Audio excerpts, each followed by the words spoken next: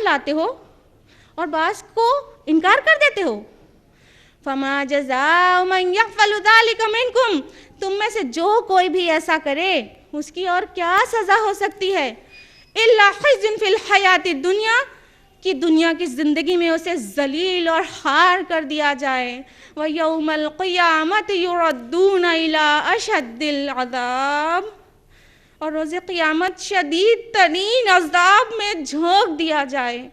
وَمَا اللَّهُ بِغَافِلٍ عَمَّا تَعْمَلُونَ، اور اللہ غافل تو نہیں ہے جو کچھ تم کر رہے ہو. تمہاری کرتوتوں سے اللہ غافل نہیں ہے. اللہ تعالیٰ فرماتا ہے ہماری کتاب کے ساتھ جو بھی یہ حرکت کرے گا اس کے بعض حصے کو مانے گا، بعض کو بھلا دے گا، انکار کر دے گا، تو آدھا مسلم آدھا کافر نہیں ہوگا، بلکہ وہ اللہ کے نزدیک کافر ہے. اور فرمایا کہ وہ دنیا کی زندگی میں ذلیل اور خوار کر دیا جائے گا اور قیامت میں تو شدید ترین عذاب میں ڈالا جائے گا. ہلکے عذاب میں نہیں، بہت سخت عذاب میں. تاریخ گواہ ہے کہ ایک دور تھا جو بنی اسرائیل کے لیے تھا. آج ہم اسی خوش فہمی میں رہتے ہیں نا، ہم تو امت محمدیہ ہیں، ہم تو دوڑتے بھاگتے جنت میں چلے جائیں گے، گویا ریزرویشن کرا کے لے چکے ہیں. ہم سوچتے ہیں کہ ہم پیارے نبی کی امت ہیں تو ہمیں بہت آسانی سے جنت میں داخلہ ہو جائے گا. ہم بے شک خیر امہ ہیں، لیکن یاد کریے بنی اسرائیل بھی ایک دور میں خیر امہ تھی، ان کو بھی اللہ نے بہت ساری نعمتیں دی تھیں. فرمایا اللہ تعالیٰ نے سورہ بقرہ سورہ نمبر 2 آیت نمبر 47 میں، یا بنی اسرائیل اذکروا نعمتی التی انعمت علیکم وانی فضلتکم علی العالمین. اے بنی اسرائیل میری نعمتوں کو یاد کرو جو ہم نے تم پر کی، ہم نے تمہیں تمام جہاں والوں پر فضیلت دی. ایک دور تھا بنی اسرائیل کے اوپر بھی اللہ کی نعمتیں تھیں اور سب پہ فضیلت تھی. موسیٰ علیہ السلام سے لے کر عیسیٰ علیہ السلام تک 2500 سال کا وقفے میں ایک لمحہ بھی ایسا نہیں گزرا جب ان کے بیچ کوئی نبی موجود نہ ہو. بڑی نعمتیں تھیں اللہ کی، لیکن انہوں نے کیا کیا؟ اللہ تعالیٰ نے فرمایا سورہ مائدہ سورہ نمبر 5 آیت نمبر 66 میں، وَلَوْ أَنَّهُمْ أَقَامُوا التَّوْرَاةَ وَالْإِنْجِيلَ وَمَا أُنزِلَ إِلَيْهِم مِّن رَّبِّهِمْ لَأَكُلُوا مِن فَوْقِهِمْ وَمِن تَحْتِ أَرْجُلِهِمْ. اللہ تعالیٰ نے فرمایا کیسے شکوہ کیا، کہا کہ اگر یہ لوگ یعنی بنی اسرائیل جو تورات اور انجیل کی پیروی پر قائم رہتے اور جو کچھ اللہ نے نازل کیا اس کی پیروی پر قائم رہتے تو آسمان سے رزق برستا، زمین سے رزق ابلتا. اس شکوے سے پتہ چل ہی گیا کہ وہ پیروی پر قائم نہیں تھے. فرمایا سورہ بقرہ سورہ نمبر 2 آیت نمبر 61 میں کیا فرمایا؟ وَضُرِبَتْ عَلَيْهِمُ الذِّلَّةُ وَالْمَسْكَنَةُ وَبَاءُوا بِغَضَبٍ مِّنَ اللَّهِ، ان پر ذلت اور مسکنت مسلط کر دی گئی اور وہ اللہ کا غضب لے کر لوٹے. ان کو خیر امہ اللہ نے بنایا، اللہ کی بات نہیں مانی، اللہ تعالیٰ نے ان کو ذلیل اور خوار کر دیا اور اللہ کے غضب اور غصے کا شکار ہو گئے. آج ہم اپنے ادوار کو دیکھ لیں، دور نبوی سے لے کے اب تک کے دور کو، کہ یہ بات اسی طرح ہو بہو چلی آ رہی ہے. ایک ہمارا دور تھا دور نبوی، اللہ کے رسول صلی اللہ علیہ وسلم کی 23 سالہ زندگی جو کہ ظہور نبوت کے بعد گزری، وہ عظیم الشان دور تھا ہمارا، سب سے اچھا. اگر شروع کے مکہ کی جد و جہد کو چھوڑ دیا جائے تو آخر کے 10-11 سال کو اگر غور کیا جائے تو اتنے دن میں پورے عرب میں کوئی صوبہ ایسا نہیں تھا جہاں اللہ کے رسول صلی اللہ علیہ وسلم کی دنیاوی شہنشاہی نہ ہو گئی ہو. یعنی اسلام کی حکومت ہو گئی تھی. 12.5 لاکھ مربع میل یعنی اسکوائر مائلز پر اسلام کی حکومت ہو گئی تھی محض 10 سے 11 سال کے اندر، الحمدللہ. اس کے بعد ہمارا ٹائم تھا خلافت راشدہ کا دور، جو کہ اس کے بعد گولڈن پیریڈ تھا. خلافت راشدہ میں بھی اللہ کی مکمل فرما برداری ہو رہی تھی، انفرادی سطح پر بھی اور اجتماعی سطح پر بھی. تو ہم دیکھیں کہ وہ دور تھا جب غیر لوگ مسلمانوں سے رعب کھاتے تھے، ان سے ڈرتے تھے. مسلمانوں کا رعب تھا، دبدبہ تھا. ڈرتے کا مطلب یہ نہیں کہ وہ ظالم لوگ تھے، بلکہ اس لیے ڈرتے تھے یہ ناحق برداشت نہیں کریں گے، یہ مسلمان لوگ ہیں، یہ عزت تھی ہماری. اور خلافت راشدہ جانے کے ساتھ ساتھ گویا ہماری ذلت و رسوائی اور پستی کا دور شروع ہو جاتا ہے، کیوں اس کے بعد سے ہی اسلام کو فالو کرنے میں کمی آنا شروع ہو گئی، یعنی پورا اسلام پہ عمل کرنا چھوٹنے لگا۔ پھر کیا تھا؟ عوام میں بدعات پھیل گئیں، رسومات پھیل گئیں، شرکی عقائد پھیل گئے، ہر طرف فحاشی کا عالم تھا، شراب و شباب میں مست تھا انسان۔ یہ سارے جب دور دیکھا، مسلمانوں نے یہ ساری حرکتیں کیا، تو پھر 11th سینچری میں عذاب الہی کا پہلا کوڑا برسا 11ویں صدی عیسوی میں، اور کرسچنز کے ہاتھوں، کرسچن کروسیڈرز کے ہاتھوں مسلمانوں کو وہ اتنا خون بہا ہے کہ خون کی ندیاں بہہ گئیں، میڈیٹرینین کا ساحلی علاقہ غارت و برباد کر دیا۔ اور یہ نہ سمجھیے گا کہ خون کی ندیاں محاورے کے طور پر کہا جا رہا ہے، ان کرسچن کروسیڈرز نے مسلمانوں کو واقعتاً اتنا خون بہایا ہے کہ گھوڑے کے گھٹنوں تک خون تھا، لاکھوں نہیں کروڑوں مسلمان قتل ہوئے۔ پھر اس کے بعد 13ویں صدی عیسوی میں مغلوں اور تاتاریوں کے ہاتھوں ہماری پٹائی ہوئی۔ ہم نے اسلام کو جب جتنا چھوڑتے گئے اتنی پٹائی بڑھتی گئی، اور مغل اور تاتار تو گویا عذاب کی طرح ہم پر مسلط کر دیے گئے۔ 13ویں صدی میں 615 ہجری میں چنگیز خان نے مسلمانوں کے ممالک کی طرف، خصوصاً ایران کی طرف چہل قدمی کی، اور قتل و غارت گری کا وہ ننگا ناچ دکھایا کہ مسلمانوں کے دلوں میں ان کی ہیبت طاری ہو گئی۔ اور غور کرنے کی بات یہ ہے کہ چنگیز خان نے حملہ اس لیے کیا تھا کہ ایک مسلم بادشاہ، سو کالڈ مسلم بادشاہ خوارزم شاہ کی نالائکی در نالائکی اس کے پیچھے وجہ تھی، اور پھر اسی طرح کروڑوں مسلمانوں کا قتل ہوا۔ اس کے بعد ہلاکو خان نے اسی سینچری میں 657 سے 658 ہجری میں بغداد کو برباد کر دیا۔ اسی لیے ہم مسلمانوں کو مغلوں سے، خصوصاً چنگیز خان اور ہلاکو خان سے دلی دشمنی ہے، لیکن اگر آپ کھلے دل سے تاریخ کا مطالعہ کریں تو آپ کو پتہ چلے گا کہ مغلوں کو مسلمانوں سے کوئی دلی دشمنی نہیں تھی، نہ ہی کوئی رغبت تھی۔ جب انہوں نے مسلمانوں سے متعارف ہونا چاہا، اسلام کا تعارف چاہا، اور ان کو اسلام کی صحیح پکچر پیش کی گئی، اس کی تعلیمات صحیح طرح سے بتائی گئی، انہوں نے اس کی ستائش کی اور قبول کیا، لیکن جو باتیں اسلام کی ان کو ٹھیک طرح سے پیش نہیں کی گئی، اسے بے باکی سے چھوڑ دیا۔ اب غور کرنے کی بات یہ ہے کہ اگر ان کو پورا اسلام پیش کیا جاتا، وہی جو قرآن میں لکھا ہے، وہی جو نبی کا طریقہ ہے، تو یقیناً ان کے پاس سوال کرنے کی کوئی وجہ نہ بنتی، ان کو ٹھکرانے کی کوئی وجہ نہ بنتی، کیونکہ جب بھی کسی خالی ذہن انسان کو اسلام، پورا اوریجنل اسلام پیش کیا جاتا ہے، وہ اس کی حقانیت کو قبول کیے بنا نہیں رہتا۔ تو اس سے صاف ظاہر ہوتا ہے کہ یہ ہماری ہی نالائقی تھی، یہ ہمارا ہی اسلام کو چھوڑ دینا تھا، جس کی وجہ سے مغلوں کے ہاتھوں اتنی قتل و غارت ہوئے۔ اور پھر 15th سینچری میں، 15ویں صدی عیسوی میں اسپین کا جو حال ہوا ہے اسے تو پڑھ کے بھی رونا آتا ہے۔ اس سے پہلے کہ اسپین کی غارت و بربادی کی داستان سنی جائے، تھوڑا سا ہم ضرور بتانا چاہیں گے کہ وہ فتح کس طرح کیا گیا تھا۔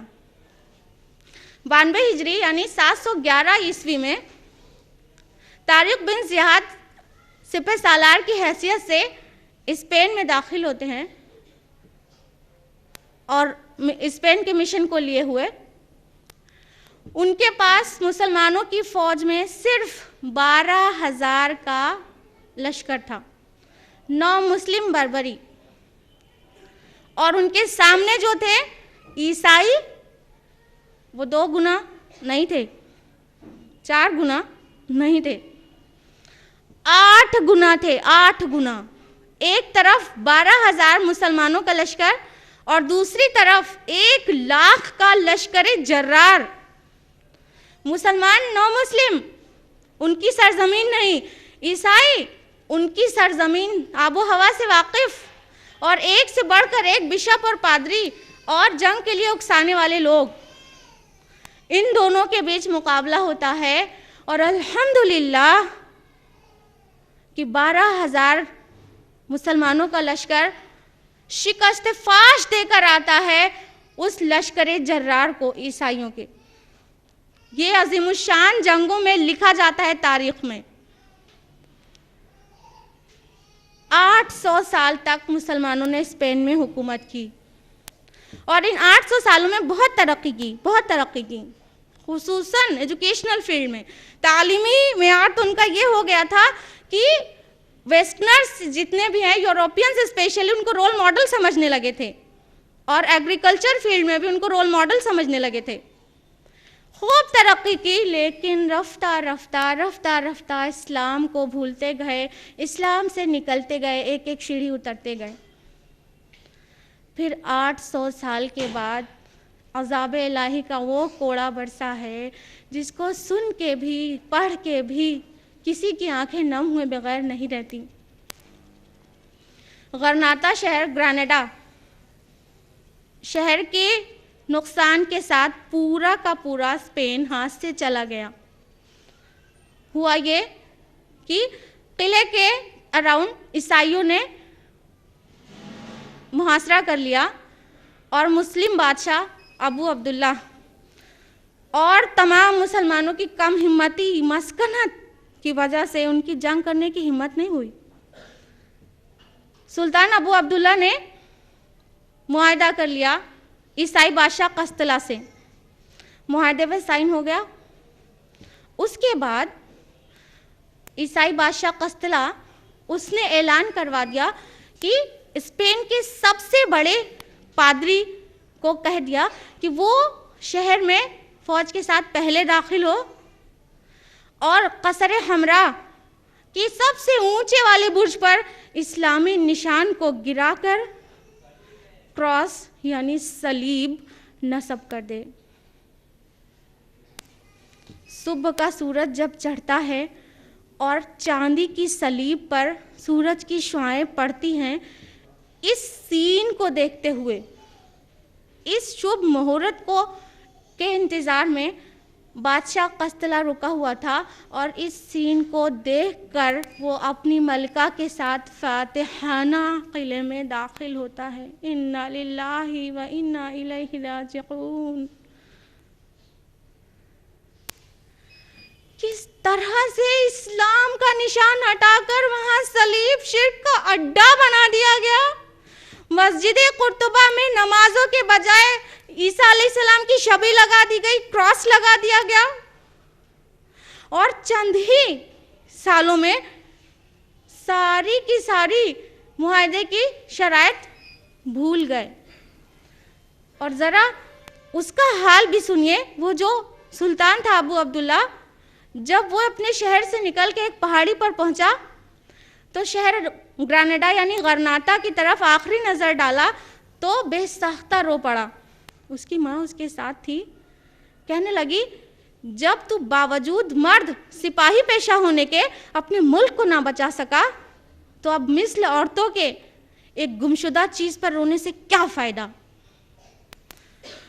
مسکنت مسلط کر دی اللہ نے ہم پر بھی، کم ہمتی ہمت نہیں ہے، اور اس طرح سے اسپین اپنے ہاتھوں سے چلا گیا۔ ہر روز ہزار مسلمان بندی بنا کر لائے جاتے، صرف اس جرم میں کہ ان کا مذہب، ان کا دین اسلام ہے۔ یا تو انہیں تلوار کے گھاٹ اتار دیا جاتا، یا تو انہیں جلا دیا جاتا، یا چوری کا جھوٹا الزام لگا کر ختم کر دیا جاتا، اور بعض کو سمندر میں اتار دیا گیا، ڈبا دیا گیا۔ کچھ سال تک تو اسی طرح ظلم و ستم میں کٹا۔ لیکن 904 ہجری میں یعنی 1492 میں صدی عیسوی میں ایک عام حکم جاری کر دیا گیا کہ کوئی بھی شخص جس کا دین مذہب اسلام ہے عیسائیت قبول کر لے، نہیں تو جہاں پایا جائے گا قتل کر دیا جائے گا۔ اور پھر کچھ ہی عرصے میں اندلس یعنی اسپین کی سرزمین پر خدائے واحد کا نام لیوا ایک بھی نہ بچا، ایک بھی نہیں، جس پر 800 سال حکومت کی، اس پر خدائے واحد کا نام لینے والا نہ بچا۔ گویا اسپین کو پاک کر دیا گیا، مسلمانوں سے مٹا دیا گیا، اور ان کا سارا کلچر، ان کی تہذیب، ان کی کتابیں، بڑی بڑی لائبریریز کو اس کو بھی نہیں چھوڑا گیا، اس کو جہازوں میں لاد کے سمندر کی تہوں میں پہنچا دیا گیا۔ مولانا الطاف حسین حالی نے اپنے مسدس میں کتنا درد بھرا ہے، پستی کا کوئی حد سے گزر نہ دیکھے، اسلام کا گر کر نہ ابھر نہ دیکھے، مانے نہ کبھی کہ مد ہے ہر جزر کے بعد، دنیا کا ہماری جو اتر نہ دیکھے، انتہا درجے کی ذلت اور رسوائی کا سامنا، پستی کی انتہا۔ یہ سب آپ کو کیوں بتایا جا رہا ہے؟ یہ لاول حدیث نہیں ہے، یہ قصہ گوئیاں، کہانی گوئیاں نہیں ہیں کہ تھوڑا انٹرٹینمنٹ ہو جائے، بلکہ لعلکم تعلمون، تاکہ تم جان جاؤ، لعلکم تعقلون، تاکہ تمہاری عقلیں ٹھکانے پر آ جائیں، لعلکم تتقون، تاکہ تم بچ جاؤ، لعلکم تفلحون، تاکہ تم فلاح پا جاؤ۔ عبرت کے لیے، عبرت کے لیے۔ یہ وہی اسپین تھا، یہ وہی اسپین تھا جس پر طارق بن زیاد کی فوج نے 1/8 ہو کر فتح حاصل کی تھی، کیونکہ وہ اسلام میں پورے داخل تھے، وہ اسلام پر عمل کر رہے تھے پورے۔ اور یہ وہی اسپین تھا جب اس کو مسلمانوں سے بالکل دھو دیا گیا، کیونکہ وہ اسلام پر پورے عمل نہیں کر رہے تھے، وہ اسلام میں پک اینڈ چوز کر کے عمل کر رہے تھے اور اپنے آپ کو مسلمان سمجھ رہے تھے۔ اب اس کے بعد آتے ہیں ہندوستان، جہاں بھی مسلمانوں نے 800 سے 1000 سال تک حکومت کی، اس جگہ پر بھی۔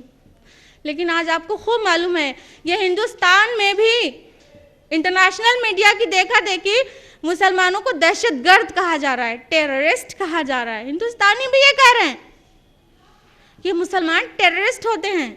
کوئی تو کہتا ہے ان پہ بھروسہ مت کرو، ان کے ساتھ معاملات مت کرو۔ اگر آپ کو بیلیو نہیں ہوتا تو اپنا پرسنل ایکسپیرینس آپ کو بتاتے ہیں۔ کچھ سال پہلے ایک کرسچن بینک مینیجر سے میری بات ہو رہی تھی، تو اس نے بتایا کہ ہم لوگ مسلمانوں سے معاملہ کرتے ہوئے ڈرتے ہیں، ہم لوگ مسلمانوں سے معاملہ نہیں کرتے، کیونکہ اصل میں عام طور پہ دھوکہ دیتے ہیں نا۔ انا للہ و انا الیہ راجعون۔ یہ ہماری کیا تعلیمات تھیں اور کیا امپریشن پڑا۔ اسی سرزمین پر ایک وقت یہ بھی گزرا ہے جب لوگ کہتے تھے اپنی بیٹیاں اور اپنا مال مسلمانوں کے گھر میں رکھو، یہی سب سے زیادہ امانت دار لوگ ہیں۔ اور آج ایک دور ہے کہ کوئی ہم سے معاملہ کرنا پسند نہیں کرتا کیونکہ ہم دھوکے باز ہیں۔ کیا امپریشن پڑ گیا ہمارا۔ ابھی اسی سال کی بات ہے، 2011 میں جون کے پہلے ہفتے میں پٹنہ بہار میں ایک اقلیتی کانفرنس یعنی مائنورٹی کانفرنس ہوئی تھی ETV کے ذریعے۔ اس میں x rail minister Ram Vilas Paswan نے کہا تھا کہ ہندوستان میں جتنے بھی لوگ مسلمان ہیں وہ اس کی عمدہ تعلیمات، گڈ ٹیچنگز کی وجہ سے ہیں، کیونکہ ہندو دھرم میں تو اونچ نیچ ہے، بھید بھاؤ ہے۔ مسلمانوں نے کہا مندر میں نہیں آنے دیتے، مسجد میں آؤ، اپنے ساتھ نہیں کھلاتے، ہمارے ساتھ کھاؤ۔ اور آگے رام ولاس پاسوان نے کہا اگر مسلمان اپنے مول بھوت سدھانتوں پر ہوتے، یعنی اپنے بنیادی اصولوں پر ہوتے آج ہندوستان میں، تو 90% سے زیادہ آبادی مسلمانوں کی ہوتی۔ یہ غیر مسلم کہہ رہا ہے، ان کو معلوم ہے کہ ہماری کیا تعلیمات ہے، اسلام کی کیا ٹیچنگز ہیں، اور اس سے کیا فائدہ ہونے والا ہے ان کو معلوم ہے، ہم کو نہیں معلوم۔ ہمارے اوپر تو دنیا پرستی کا پردہ پڑ گیا ہماری آنکھوں پر، ہم کو تو خالی اپنے مال سے محبت ہے اور اپنے عیش و آرام سے محبت ہے۔ جارج برنارڈ شاہ لکھتے ہیں کہ جب میں قرآن کو پڑھتا ہوں تو مجھے ایسا محسوس ہوتا ہے اس سے بہتر کتاب ممکن نہیں، لیکن جب میں مسلمانوں کو دیکھتا ہوں تو ایسا لگتا ہے اس سے ذلیل قوم کا تصور نہیں کیا جا سکتا۔ یہ غیر مسلمان کہہ رہا ہے، اس کو بھی معلوم ہے عیسائی ہوتے ہوئے کہ قرآن کیا ہے اور ہمارا طرز عمل کیا ہے، سب کو معلوم ہے، بس ہم ہی اندیکھی کیے بیٹھے ہیں، کیونکہ ہم کو ساری کی ساری جد و جہد کرنی ہے اپنی دنیا سجانے کے لیے، اور اسلام کو ہم پیروں تلے روند رہے ہیں۔ 0.0001% مسلم ایسے ہیں جو قرآن کو سمجھ کر پڑھتے ہیں۔ یہی مین وجہ ہے ہماری ذلت اور رسوائی کی۔ اللہ کے رسول صلی اللہ علیہ وسلم نے تو پہلے ہی آگاہ کر دیا تھا، لکھا ہوا ہے صحیح مسلم جلد نمبر 2 کتاب فضائل قرآن پیج نمبر 287، عن عمر فاروق رضی اللہ عنہ قال قال رسول اللہ صلی اللہ علیہ وسلم ان اللہ یرفع بهذا الکتاب اقواما ویضع به آخرین۔ عمر بن خطاب رضی اللہ عنہ فرماتے ہیں کہ رسول اللہ صلی اللہ علیہ وسلم نے فرمایا اللہ تعالیٰ ایسی کتاب قرآن کے ذریعے سے قوموں کو اٹھائے گا اور اسی کو ترک کر دینے کی وجہ سے انہیں پست کر دے گا، انہیں پٹخ کر رکھ دے گا۔ تو یہی قرآن وہ کتاب ہے جس کو چھوڑنے کی وجہ سے